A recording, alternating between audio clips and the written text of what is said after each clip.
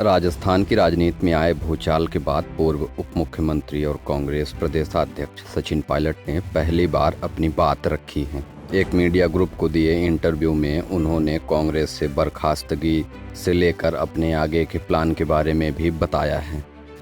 सचिन पायलट से इंटरव्यू में जब पूछा गया कि आखिर वे मुख्यमंत्री अशोक गहलोत से नाराज क्यों हैं, तो उन्होंने कहा कि वह गहलोत से नाराज नहीं हैं। उन्होंने गहलोत से कोई खास ताकत नहीं मांगी थी, लेकिन उनकी आवाज़ को दबाया गया। अफसरों को उनका आदेश न मानने के लिए कहा गया। वहीं एक न्यूज एजेंसी के मुताबिक सचिन पायलट बीजेपी में भी शामिल नहीं हो रहे हैं। 42 वर्षीय पायलट को पार्टी से बगावत के बाद कांग्रेस ने राजस्थान कांग्रेस के अध्यक्ष और उप मुख्यमंत्री पद से हटा दिया था।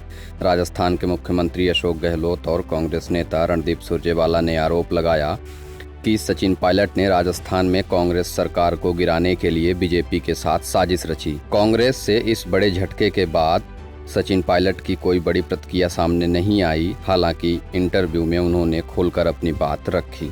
सचिन पायलट से जब अशोक गहलोत से नाराजगी का सवाल पूछा गया तो उनका कहना था कि मैं उनसे नाराज नहीं हूं। मैं किसी विशेष शक्ति या विशेषाधिकार की मांग नहीं कर रहा था। मैं बस इतना चाहता था कि राजस्थान में कांग्रेस ने चुनावों में जो वादे किए थे उन्हें पूरा करने की दिशा में काम किया जाए। उन्होंने आगे कहा कि हमने वसुंधरा राजे सरकार के अवैध खनन पट्टों के खिलाफ एक अभियान चलाया ताकि तत्कालीन बीजेपी सरकार को उन आवंटन को रद्द करने के लिए मजबूर होना पड़े।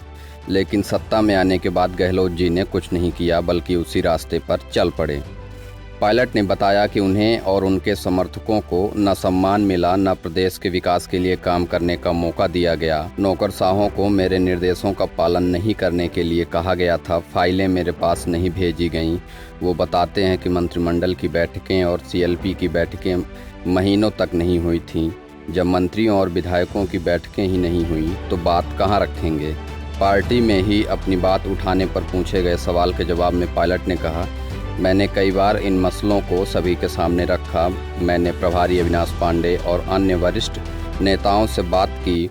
खुद अशोक गहलोत से इस मसले पर बात की है, लेकिन जब मंत्रियों और विधायकों की बैठक ही नहीं होती थी तो बहस और बातचीत की जगह ही नहीं बची थी। अशोक गहलोत की बुलाई विधायक दल की बैठक में शामिल नहीं होने पर पायलट ने कहा कि मेरे आत्मसम्मान को चोट पहुंचती है। राज्य की पुलिस ने मुझे राजद्रोह का नोटिस थमा दिया।